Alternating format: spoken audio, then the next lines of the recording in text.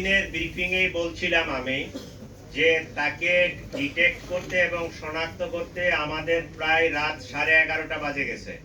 11:30টার পরে আমরা তার পাসপোর্ট পাইছি, তার এনআইডি পাইছি।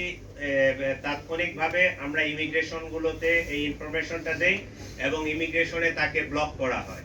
এইটা রাত 11:30 পর্যন্ত বাজে গেছে আমাদের এই আসামিকে ডিটেক্ট করতে। Thank you. কেন এত দেরি হলো? আপনারা কি আপনার ওই যে বহরটা নিয়ে সে যাচ্ছিলেন, অন্যরা সদস্যরা কি তাকে চিনতে পেরেছিল কিনা? আততায়ীরা দুইজন ছিল, পেছনে আরেকটা রিকশা ছিল, সেই রিকশার লোকজন কি তাদেরকে চিনতে পারে নাই? পাচারের সঙ্গে বিজেপির কোন সদস্য জড়িত আছে ঘটনা কিনা? এতদিন পরে আমরা অনেক কিছু বিভিন্ন মিডিয়ার মাধ্যমে জানছি। আজকের এই দিনে এই মুহূর্তে এই স্টেজে বসে কনক্লুশন টানা যতটা ইজি, যখন একটা ঘটনা ঘটে যায় তাৎক্ষণিকভাবে এই ঘটনাকে উদ্ঘাটন করা, ডিটেক্ট করা এবং করা এত ইজি ছিল না। এই ঘটনায় আপনারা অনেকেই তাৎক্ষণিকভাবে ডিআর টাওয়ারের কাছে ছিলেন, আমিও গেছিলাম।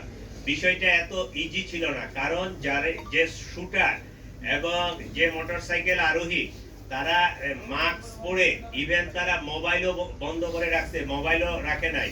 তারা যে মোটরসাইকেলটা ইউজ করছে, মোটরসাইকেলের নাম্বার প্লেট চেঞ্জ করা, অনেকগুলো বিষয় টোটাল সিসিটিভি ফুটেজ চেক করে গ্রাজুয়ালি আমাদেরকে আগাইতে হয়। একটা ঘটনা ঘটলে আমাকে ওই পিছনে লাস্ট ইন থেকে শুরু করে আমাকে সামনের দিকে আগাইতে হয়।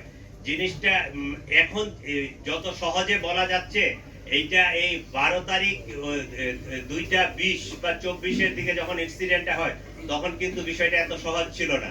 বাট আল্লাহর কাছে শুকরিয়া যে এইরকম একটা ক্লুলেস জিনিস আমরা পুরা ঘটনাটা ডিটেক্ট করতে সক্ষম হয়েছি।